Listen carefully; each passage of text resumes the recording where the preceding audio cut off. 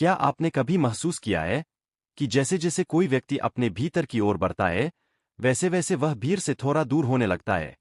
जो इंसान पहले हर महफिल की जान हुआ करता था, हर रिश्ते में खुलकर घुल मिल जाता था, वही धीरे धीरे शांत और एकांत पसंद करने लगता है। बाहर से देखने वाले लोगों को लगता है कि शायद वह व्यक्ति उदास हो गया है या लोगों से दूर भागने लगा है। लेकिन आध्यात्मिक दृष्टि से देखा जाए तो यह दूरी दुख की नहीं बल्कि जागरूकता की निशानी हो सकती है। जब इंसान अपने भीतर के शोर को पहचानने लगता है, तब उसे बाहरी शोर से स्वाभाविक दूरी महसूस होने लगती है। आध्यात्मिक व्यक्ति अकेला इसलिए नहीं होता कि उसे लोग नहीं मिलते, बल्कि इसलिए होता है क्योंकि उसे अब भीड़ की आवश्यकता कम महसूस होने लगती है। पहले जहां उसे लोगों से मिलकर, बातचीत करके और स्वीकारिता पाकर ऊर्जा मिलती थी, वहीं अब वही चीजें उसे थका देने लगती है। ऐसा इसलिए होता है क्योंकि उसकी चेतना का स्तर धीरे धीरे बदलने लगता है। जब चेतना ऊपर उठती है, तो ऊर्जा का स्रोत भी बदल जाता है। पहले जो ऊर्जा बाहर से मिलती थी, अब वह भीतर से मिलने लगती है। और जो व्यक्ति भीतर से भरने लगता है, उसे बाहर की भीड़ उतनी आकर्षक नहीं लगती। धीरे धीरे आध्यात्मिक व्यक्ति यह महसूस करता है कि अधिकतर बातचीत केवल शब्दों का आदान प्रदान बनकर रह गई है। लोग घंटों बातें करते हैं, लेकिन उनमें आत्मा की गहराई कम दिखाई देती है। वही शिकायतें, वही डर, वही तुलना और वही दूसरों की चर्चा। ऐसे में उसे शोर से ज्यादा मौन अच्छा लगने लगता है। लेकिन यह मौन उदासी का नहीं बल्कि गहराई का संकेत होता है। आध्यात्मिक व्यक्ति का एक बड़ा परिवर्तन यह भी होता है कि वह अभिनय करना छोड़ देता है। वह वैसा बनने की कोशिश नहीं करता जैसा समाज उससे उम्मीद करता है। वह अपने विचारों, भावनाओं और मौन में ईमानदार हो जाता है। लेकिन सच बोलने और सच्चा होने की यह आदत हर किसी को सहज नहीं लगती। कई बार लोग ऐसे व्यक्ति से दूरी बनाने लगते हैं, क्योंकि दुनिया अक्सर दिखावे और मुखौटों पर चलती है। जैसे जैसे व्यक्ति भीतर स्थिर होने लगता है, उसकी प्रतिक्रियाएं भी कम होने लगती है। पहले जहां वह छोटी छोटी बातों पर दुखी हो जाता था या आलोचना से टूट जाता था, वहीं अब उसके भीतर साक्षी भाव आ जाता है। वह सब कुछ देखता है, लेकिन हर बात में उलझता नहीं।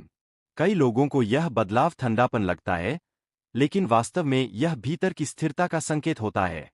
आध्यात्मिक लोग अपने समय और ऊर्जा को भी बहुत सोच समझकर खर्च करने लगते हैं। वे हर निमंत्रण स्वीकार नहीं करते और हर रिश्ते को निभाने की मजबूरी भी नहीं रखते, क्योंकि उन्हें समझ आ जाता है कि जीवन में अनावश्यक बोझ कम करना भी जरूरी है। कई रिश्ते केवल अपेक्षाओं और मांगों पर टिके होते हैं। ऐसे रिश्तों से आध्यात्मिक व्यक्ति धीरे धीरे दूरी बना लेता है। कभी कभी ऐसा भी होता है कि उसकी शांति और संतुलन दूसरों के लिए आईना बन जाता है। उसकी उपस्थिति ही लोगों को उनके भीतर की बेचैनी दिखाने लगती है। और हर कोई अपने भीतर झांकने के लिए तैयार नहीं होता, इसलिए कई लोग दूरी बना लेते हैं। आध्यात्मिक व्यक्ति अकेलेपन को सजा नहीं मानता, बल्कि साधना का एक हिस्सा समझता है, क्योंकि वह जानता है कि भीतर की आवाज सुनने के लिए बाहर का शोर कम होना जरूरी है। यह भी समझना जरूरी है कि अकेलापन और एकांत अलग अलग चीजें हैं। अकेलापन तब होता है जब व्यक्ति भीतर से खाली हो, लेकिन एकांत वह अवस्था है जब व्यक्ति भीतर से भरा हुआ होता है। आध्यात्मिक व्यक्ति अक्सर एकांत में रहता है, लेकिन वह अकेला नहीं होता।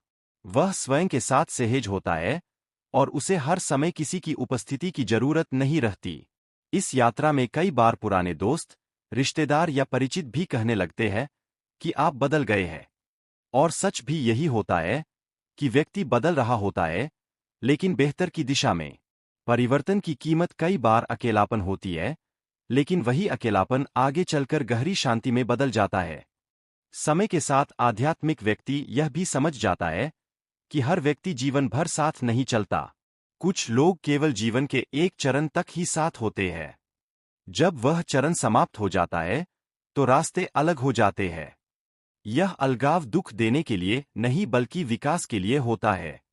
धीरे धीरे व्यक्ति यह भी सीख लेता है कि भीड़ में रहते हुए भी भीतर से शांत कैसे रहा जाए।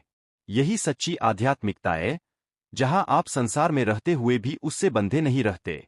ऐसे समय में नए रिश्ते भी बनने लगते हैं। ये रिश्ते संख्या में कम होते हैं, लेकिन गहराई में बहुत मजबूत होते हैं। इनमें दिखावा कम और सच्चाई ज्यादा होती। आध्यात्मिक जीवन का अर्थ समाज से भागना नहीं बल्कि संतुलन बनाना है। एकांत साधना के लिए जरूरी है और लोगों के बीच रहना सेवा के लिए। जब दोनों के बीच संतुलन बन जाता है तब जीवन और भी सुंदर हो जाता है।